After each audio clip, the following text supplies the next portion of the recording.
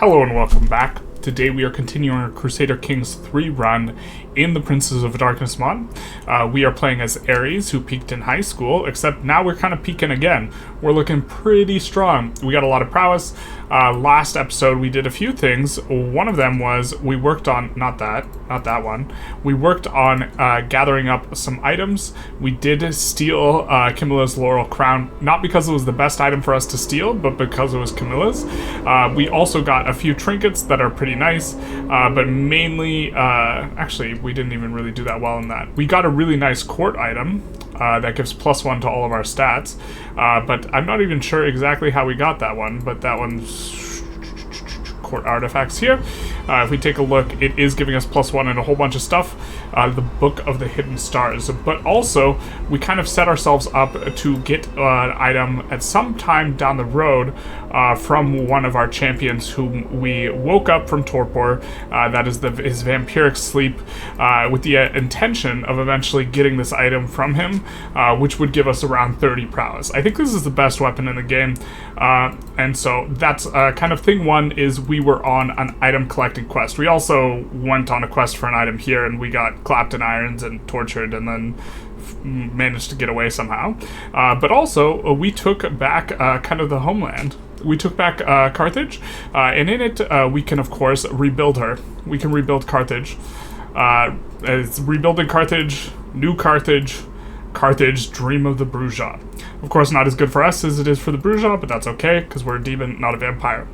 Secondly, we are, of course, putting in a Well of Sacrifice, which is, as one does when one's a dark demon. So, this is kind of what happened last episode. This episode, I think we're just going to be mainly consolidating power. We might have a go at Camilla, but I think that what we will do is we will just start picking off people close to him instead. We want him to feel like the everything's circling in. And the reason why we have an animus towards Camilla, of course, is, that he took down the city of Carthage, entering him the enmity of the bourgeois and us for all of eternity. So, he must be destroyed, and not only that, geographically, he also makes sense now to go after because we control Greece. We control, kind of this North Tripoli, North Africa, Tunis kind of region, and so the next one that kind of makes a whole lot of sense is, of course, going after Rome herself. So, as part of what was going on at the end of last episode, we decided, hey, we don't have very good armor, so we made ourselves a suit of armor, or we were working on it. It's going to give us +2 prowess and friendly fatal casualties, -3%. That's going to be, it's not okay, it's not incredible, but it is a bit of a thing. This is something that comes up that is pretty cool if you're a vampire. It's less cool for us, which is that there are a bunch of historical characters that appear that, like Leonardo da Vinci type stuff and like all these different historical characters, and they have stats, and you can turn them into vampires. We cannot turn them into vampires, so there's not much for us to really do with that. And someone else turns him into a vampire. It looks like he was embraced by a Setite vampire, which is somewhat interesting. I suppose we could track him, but you see his stat line is very, very, very nice. So that's going to be cool for him. That's going to be... Why do I always click that instead of the inventory one? But we will equip ourselves some armor. We need another trinket. We need regalia, and we need a weapon. But we're working on getting the weapon from that one guy. We have a very large amount of both prestige and piety, and this is the primary resource we're using to construct, so we're actually starting to construct quite a bit more than we have before, looking to consolidate kind of our basis of power here. And the buildings we have are not kind of normal looking buildings, of course. This is giving us minus building cost and taxes a little bit. This is helping our Arcana experience, and these are the two main ones we're working on, other than also doing the duchy building, which is giving us a whole bunch of bonuses to our garrison and our stationed guys, but also giving us bonuses to the piety, dread, and dread gain per tyranny. We have to lean into tyranny a little bit more playing as a demon, but this knight effectiveness is really, really good. And so we're looking to stack more and more and more of these modifiers. And so we're in particular, because we know that we want to have very long term, both Karawan and Tunis, we've even moved the capital to Tunis, that we can build these up and not have to worry, because the upgrades are expensive, and you can see they are in both prestige and piety is the cost for these, and so we will continue doing that. And I think that, you know, speaking of piety, we'll click the correct button, the decision button. I think that we will maybe go on a little bit of a... Oh, can we not go yet? Drat. I thought we could maybe go on another pilgrimage, but apparently not. Just kidding, the interface is under activities now, not decisions. We are going to do a bit of a pilgrimage, and we will decide where to go. We'll also click notify when this becomes available. I think that in general we want to get piety. I think we'll choose a pious pilgrimage this time, and we will have a little bit of a look. So we went here last time. We could go to Byzantium. This would maybe be reasonable. Unvisited holy site. We haven't visited this one. I know that we visited this one, but it's very far away. It is expensive. I think maybe let's scope out where we will be, of course, conquering, and that is we are going to be going to Rome here, the Vatican. Now, we are starting out from here because we're currently invading someone for, you know, Sicily or Sardinia, because obviously, and so we will find ourselves a little bit of a route. I think that on the way back, we maybe cruise through somewhere and look to pick up some manner of, you know, spots. Maybe we go through Iberia here at the end of this or after this. That'd certainly make a lot of sense. We don't really need to be in the army, so I think that we'll cruise through here. We will visit it, and then we'll head for Iberia. Alright, so it wouldn't let us do all of Iberia, basically. I think this is partially due to the fact that we are doing Fidelity, where travel speed is reduced by 50%. And, you know, maybe as a result of that, maybe we will just want to do a little bit of make haste here. We don't really mind all these dangerous options, because it seems to be the case that we're mortal, and we don't really care. Can't die. Most of the things are prowess checks. We have 60-something prowess. We're also going to cruise down here and visit this area. We're starting to have visited a good portion of the map here. Unfortunately, this is kind of one of the first trips we did, and we left that untripped, so maybe we'll get a chance to visit there sometime, but that's pretty far out of our way for a single node, and we will be traveling in the entourage. We can't wait, of course, and we will have a little bit of a pilgrimage to Roma, which shouldn't take us too long, where pilgrimage will become more pious. Obviously, as sins will, and we will start our pilgrimage. We have walked the holy path. We already have the pilgrim trait, but it will be upgrading, is my understanding of these things. Let's see, is this our pilgrim trait? Yes, we're headed towards a pilgrim level 2. Don't have it, though. We have walked the holy path, and we will be engaging in the holy path. A pilgrim puts down a votive doll before the altar, bowing her head. I see Elena. Oh, we forgot to switch to zealotry. Damn. Okay, your pilgrimage becomes more pious. We pay money to her. Learning per level of devotion. Is this, this is an inventory artifact. We could have a lot of learning if we do this. Let's see. Durability increases by 10, gains piety. Its durability increases by... Oh, this is the thing we have. We get prestige. 2% piety or 5... I guess we'll go for the 2% piety. It seems a little bit better. And then here is another gentleman who we could recruit, but we don't care because we're not a vampire, so we can't really get him to be embraced. We are going to make an offer. It's not a very extremely good item, and we want the pilgrimage to be more pious. Piousness has been activated. We're kind of at a higher level here. Oh man, this Baron. Why do we not have... I wonder why he's not so willing to join. I guess he hates our guts. Yeah, okay, that makes sense. King Camilla. Well, we definitely have to be annoying to King Camilla, so we're going to try and convince him to join our court. Roma, it has been an honor. You should have paid us to come. We will get pilgrim experience, and we will have gained a little bit of You know, piety. Not a whole lot. Not as much as we were hoping, really. Truly. But I guess we're back on the road again. Alright, fair enough. We get the pretty nice 4-cost perk here. Trait enhancement, which will give us +2 in everything, or at least in all the main traits, which is going to leave us looking hecka gigan-chad. We have 28 Diplo, 28 Martial, 19 Stewardship, 10 Intrigue, and 42, a whopping 42 Learning. So we're really strong in that sphere. And we're also starting to collect a lot of traits, stuff like Poet, which is really good, Diplomacy per level of Fame. Pilgrim, obviously, we're making progress on that. You know, we have a Hunter at a low level, and a Legendary Blade Master, obviously, because obviously on us. And so, yeah, we're looking pretty good here. We're still looking to kind of expand out a power base, and there's someone whom I think we want to visit before we go after Camilla, and that is this gentleman here, who's currently in hiding, as far as we can tell. We're going to put a pin in him, but this is the dear friend of Camilla, and so, you know, obviously you go for the friend first, right? You take everything from Camilla, just like he took everything from us, and by everything I mean Carthage. We can, of course, the dream of the Bruja clan is long dead, buried by the vengeful Ventru, that is Camilla. But can dreams really die? Dreams can never die.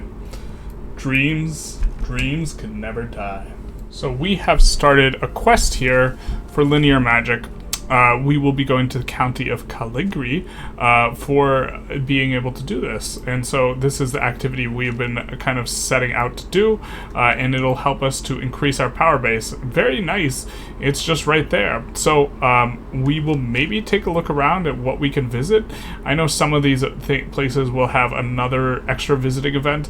I think that maybe it makes sense for us to take a little bit of a Spanish visit too. Maybe we can knock out, you know, kind of this eastern portion of Spain in one go, and then in another go kind of look to get the western portion of Spain. Maybe this makes sense, but we'll be setting up ourselves a little bit of a journey to go study magic, and then we'll probably actually switch to that as our lifestyle focus, because we're starting to get like a lot of experience in the other domains from various things, you know, like martial, like learning, like more martial, like more learning, or that's the stewardship one. And so I'm not sure exactly. We're currently focusing stewardship. I'm not sure if it's something we want to continue focusing. Here we have it. Sorcery, known to mages as a linear magic, or more dismissively as hedge magic or hedge wizardry, is the form of magic used by non-mages. Yeah, the truth hurts. Unlike true magic, one does not need to be awakened or enlightened to use sorcery. Thus, anyone with sufficient traits can be a sorcerer and use the linear paths of hedge magic. As a result, sorcery is the most common form of magic in the world. In addition to psychic abilities, sorcery is not an innately ability and has to be learned, slowly, painfully learned. Your teacher buried you in recommendation of books you will have to purchase, apparently all of them required to make progress into mastering arcane art. No real choice but to dig in. The higher you're learning, the less costly it'll be. Alright, that's good. We have pretty high learning. We have real high learning. We have 45 learning. You have acquired the books necessary to make progress on your sorceress adventure, and you are confident that your true obstacle remains in your path to master the basics. New power is at your fingertips. And a lot of books to read as well. Yeah, I mean, the truth hurts. This is the IRL thing. Too many books to read, too little time. You have to quickly notice that some of those references other more ancient texts about sorcery. What you have right now is likely to be sufficient for your apprenticeship, but you could go the extra mile. Well, probably will. It'll be a good way for you to learn about some old and most likely forgotten knowledge. So I think that either way we're getting sorcerer, but we can pay 300 gold, 300 ducats, and in exchange we will get +1. And so that is kind of our quest, and we will be traveling, but we'll just put that aside for a moment. And currently we're working on stewardship, and okay, we could keep going on. To be fair, we generate stewardship experience real slow. We would generate martial experience a little bit faster, and so maybe we should have focused on stewardship, but I kind of wanted to get the development growth for the purposes of making Carthage big, and eventually Architect is actually a pretty nice one in this mod, because, oh wait, this isn't the one we thought it was. We thought it was Administrator. Administrator, I believe, gives you an additional... Wait, which is the one? Divided Attention. The additional domain limit's really strong in this mod. But I was thinking, well, maybe we switch to being sorcery, where we can try and get a lot of these perks. A lot of this stuff we have kind of interaction or ability to interact this type of stuff already. We have, this is kind of the one we want though, access to the Spirit Wilds. And so I don't think we're generating any experience, no passive experience gain. And so as a result, I think we're gonna go for the Piety. Is that even a lot of Piety? I don't think that's a lot of Piety for us. I think we'll go Learning, and we will start learning it up, as it were, with the hopes of eventually gaining access to the Spirit Realms. Currently, I think we have access to, like, the Wraith Realms. We have access to not the Spirit Wilds, but the Shadowlands, and it'd be nice to have access to both, I suppose. Still kind of trying to figure out how exactly we access all this stuff. I wonder, like, I don't know how we increase or decrease Shroud or this type of stuff. We know that the Shroud level, this is currently what it's at, but we want to enter the Underworld. We just don't know how. So maybe we'll try and figure that out as well. So we've been building a lot. This kind of our construction come up. We're making a ton of money now. Or at least I think this is a ton. And I think what we'll do is we will manage to find ourselves someone who has got Architect and a lot of Stewardship, because this will be useful for us, because I believe that we will use our Summon command. I believe we will be able to put him not on our council. Although, could we put him on our council? He's got a lot more... and this will make it so that it's less likely that he leaves. This guy is our player heir. He's actually also pretty good, and that's like kind of the one stat he is good with. Also, yeah, okay, but the idea is we wanted to make him a courtier. In particular, we wanted to make him our architect. Wow, he's not even good enough to be the architect guy? Bruh. Why not? We invited him to our court. I don't understand. What's Royal Architect even use then? Based on aptitude. What gives them aptitude?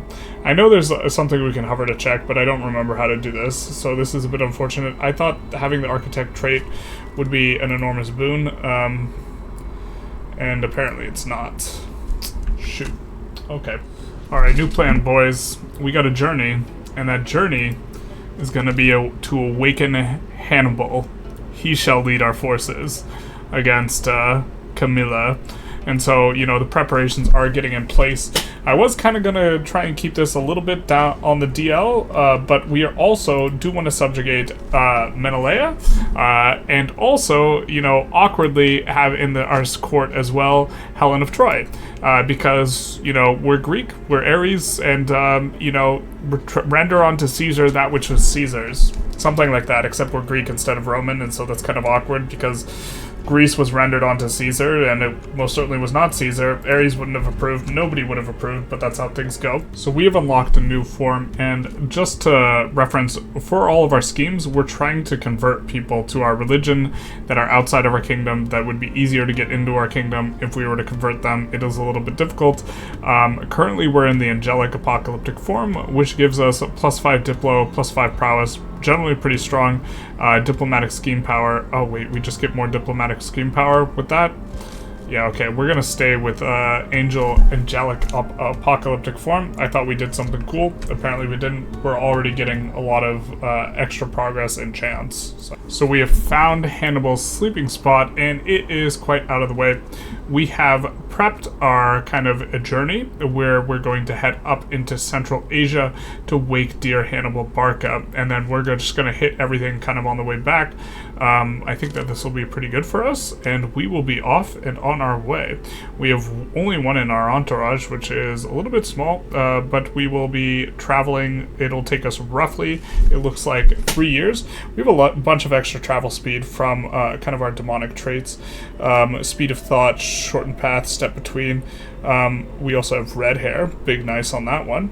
And we will start our travels though, and we will be back with Hannibal Barca. when it's time to go wakey. Alright, so we get a legendary person appearing, Habu ibn Abd al-Haq. I don't know how to pronounce this, but he is ostensibly a historic character, and we have a little bit of an idea. We are going to spend some prestige and get him. We're going to pull some strings. In fact, we're going to put a pin in him first, and we're going to pull some strings. It looks like he is ambitious, diligent, and fickle, and so we'll get him in our kind of thing. This mortal's... Wow, this guy wants to tangle, or woman. And the mortal's going to be ours. They will become our rival. That's not a problem. We ain't afraid of them. To hurt, to wort. Okay, so we will say this mortal is ours. They become our rival, Big Sag, and now we wanted to try an interaction that we noticed we kind of have available, which is, okay, Menelaus, he has plus 100 relations with us now, because when you subjugate them, they convert to your religion, so now he's Wrath. And so now we can recommend Embrace, and this is what we want to do, is we want to recommend Embrace on the guy that we've just gotten, and so what will happen here, he will embrace them, they will become a vampire, Menelaus will be considered the father, becomes House Menelaus, gets 5th generation Bruja, high blood potency, so going to be quite good, and so it will cost us 350, whatever, it's not too big a deal, but that'll be something that we can do if we're trying to get people into kind of our sphere that are unique people. If we want to do it for whatever reason, we can have one of the vampires around us embrace these mortals. Finally, we arrive at the resting place of our dear Hannibal Barca. He's all the way out here in Tirdana. He's super far from everything, and we will say one step at a time here. We can get severely injured, not too big a deal, but we're not going to lose the trail. We want to awaken and recruit him. Obviously, we have a pin in him already. We're not going to say another soul to eat. We want to awaken and recruit him. He will lead our troops. And we will say you won't refuse our offer. We have an 81% chance of recruiting him, it looks like. 47 here, 34 here. Notably, he might leave our court. This is unfortunately something we had happen with the other guy who we recruited in this way. He left our court along with the weapon, the super legendary weapon. We're working on getting him back. But we will say, Hannibal Barca, why don't you join us? And now he has joined us, but he doesn't really like us very much. So I think what we're going to do is we are going to make it so he can't leave by taking this away from this guy. So we're going to say, you know what, revoke your title. We don't care that you like it. It's not yours anymore. And instead, what we will do is we will give it to dear Hannibal Barca. So this will probably be one of the faster ways to look for him. Oh my god. Is he not a champion of ours? Alright, we'll just scroll down through all of our tagged guys, which Hannibal Barca should be. There he is. Perfect. So, we will grant him... I said we will grant him... Can we not... non-infernalist can't be trusted. That complicates things now, doesn't it? Because we want to convert him to being an infernalist... But we can't. We can initiate him in sorcery, but I think what we're gonna have to do is we're gonna have to tempt him.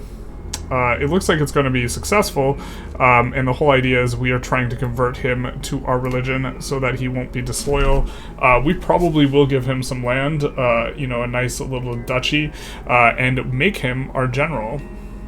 Maybe. We're actually a much better general than he is. Turns out the God of War was better than Hannibal, which, you know, the truth, it hurts. It hurts so much.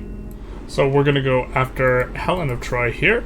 Helen of Troy, I think, has the highest intrigue in the entire game, and by us seizing her stuff de jure, I believe it's just going to convert her over to our religion, which means that we're going to have the best spy master in town, which is going to be quite useful. We might wipe her up or something like that too, although she was also partially responsible for the fall of Carthage, so maybe we just have to at some point kill her. I don't know. That's kind of a awkward little situation here. But she is not going to have basically any knights that are going to be particularly good. Actually, does she not have any knights? She has 4 champions, 26 prowess, 14 prowess, whatever. So we should be able to just kind of crush through really hard.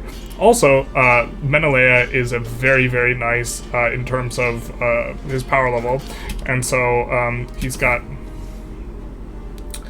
Our army is not a nursery, of course. We will raise a local army here, and we will have them stop raising. The entire purpose is just so we can siege this down, because otherwise we can't. Big sad if, for this, but we will be enforcing on her pretty quick, and then we will be having her almost certainly replace whoever we have as Spymaster our accounts. Oh, Spymaster is actually not too bad. But this guy's probably not powerful in our realm anymore, I would have to imagine. And so, even if he is, he's terrified of us, so we'll probably replace him. So this is super nice. We have successfully tempted our wife, of course, to abandon her pride and instead changed to wrathful. So she was one of the demon starts. She was pretty strong at the start, and now rather than being, prideful, she's become wrathful. Took some negotiating. It's the start of a wonderful journey. She also gains the wrathful trait, of course, but I think at some point we're going to want to get rid of every single demon that is not. Wait, does she stay on pride? Bruh, did it override it? See, because I was thinking we need to eliminate every demon that's not us, and so, yeah. That's unfortunate. That's unfortunate. I thought I guess she can't be converted to Wrath, which certainly makes sense, if she's the primary, demon behind it. So, that is unfortunate. Could she really just not convert, or is it bugged? Well, I thought we did something. Apparently we didn't. Helena of Troy is really coming in clutch here. We're going to assign her to be the Minister of Eagles, which will give us a +1 max schemes and plus 10% chance. So that's thing 1. But also, we have made her our councilwoman, who is going to have 29, a big whopping fat 29, that is. Intrigue, at least currently. She's somewhat likely to, continue taking intrigue stuff now that she's assigned to it. And then she also is our, let's see, activities? I think it's under activities. It's not under activities. She is part of our Cotre, or our conspiracy, which is giving us now 29 on our intrigue. So I think that in terms of expanding this, we probably need to specifically look for someone who's high in stewardship, because that's currently where we're lagging most right now. We're relying on our stewardship, although to be fair, we're using our martial, our diplomacy, our stewardship, and our learning. So I guess we just only have intrigue, and we're also using our prowess. We're only using intrigue from someone else, but we'll take a look around for some stewardship. Well, looks like we get a little bit of a nice one. This person was just kicking around in our territory, and they are of the Daemon/Bali persuasion. Let's see if we can find it. That is their bloodline of vampires associated with demon worship, so they like us. This creature known as Cybele was embraced in the darkest corridors of Gnosis' labyrinth, the greatest Bali fortress of the time. She was the child of Negral, who proclaimed herself Shaitan. When the second Bali war ended with the eruption of Mount Thera, Cybele was one of the few Bali to escape. Her fellow Bali, Morok, had betrayed them, and her well of hatred for him and his progeny was bottomless. Biding her time, she ingrained herself in the Greek society and is goddess of fertility. When Philip II of Macedon, we're getting into Ares territory, began his conquest of Greece, he made a political marriage to Polyaxena, the princess of Epirus. To the cult of Cybele, however, she was known by her cult name Myrtale. In her elevation to Philip's queen gave Cybele enormous influence. She would become the mother of Alexander the Great and one of the most powerful women of the ancient world. Cybele embraced her, and in time she became known as Patinka, and so we have her here as well. 200 years later, Cybele reappeared and disguised her bloodline so that she could support the Roman ventures. the Roman Ventrus War of Annihilation against Carthage. In that Phoenician city, Troy and Moloch had attempted to create a Canaanite paradise rival to the second city. It was Cybele's ritual that forever bound the two beneath the ashes and salted the earth of Carthage. Afterwards, she disappeared and supposedly headed back to Crete and ruins of Knossos. Rumors say that Cybele appeared one last time 1,000 years later, at the something Organ pit in Chorzin to help Anazir and the other Bali curse the Assamites with the terrible bloodthirst. Cybele claimed to be a servant of Namdaru, unlike her sire, who perhaps finally achieved demonhood. Well, I was thinking that we were going to give her some land because she likes us and she's actually quite good and has all these things, but she salted Carthage, so I guess.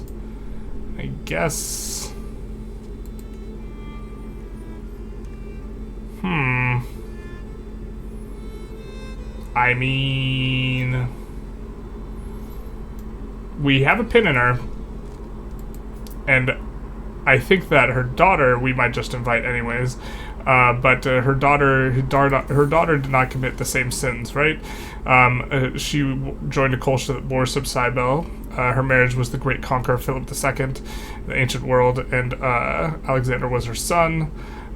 It was by this name she would be known to history. Olympias arranged for Philip's assassination and the crowning of the sun. For this, she earned the embrace of Cybele. Alexander's army conquered Persia and went on to conquer much of the world. Despite Olympia's pleas, Cybele forbid her to bring her son into the blood, and so Alexander the Great died in Babylon, did not become a vampire, throwing the empire into chaos. This was the start of slow, painful descent to madness for Pentica, one that is still going on to this night. She will have the dubious honor to be the second most wanted kindred of the kindred world. Her delusions and crumbling sanity ensure that she doesn't mind it, though. Well, okay. Well, maybe we invite her, because she would be okay. We're going to try and imprison Mom, though.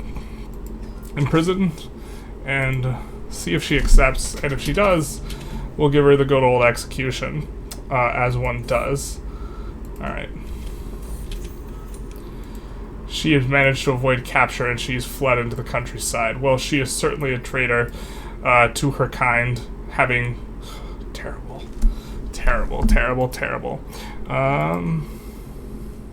We should probably just murder her, huh? For what she did to Carthage. But she's got such good stats and she likes us. The truth hurts here, man. We're already semi-forgiving, you know, Helen of Troy here, as one does. She converted to wrath. Maybe it's the dawn of a new Carthage, and we have a little bit of a different attitude towards things. I don't know. I think we're going to conclude our episode here. With this episode, two big things happened. One, we got Hannibal on our side. Unfortunately, he hates our guts and is very likely to leave throughout the next year. Whoa. What is this thinking we're a tyrant business? Well, that's not ideal. But we're also trying to convert him fully onto our side, fully corrupt him. Man, maybe we tyranted it up a little bit too much. Yeah, we probably did that. Too much revoking of stuff. I mean, in 50 years it'll all be away, but we even revoked this title so we could give it to him. Big tragic. But you know what's not tragic? What's not tragic is the rebuilding of Carthage. We not only built up the rebuilding Carthage level, but we also got a new Carthage, giving us prestige, piety, and peace of mind.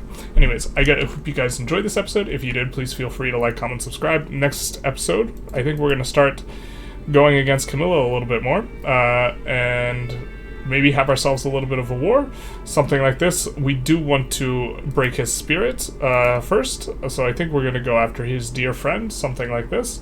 But that'll be what we do next episode. I think did we already do YouTube outro stuff? I think we did. Anyways, have a good one. Take care.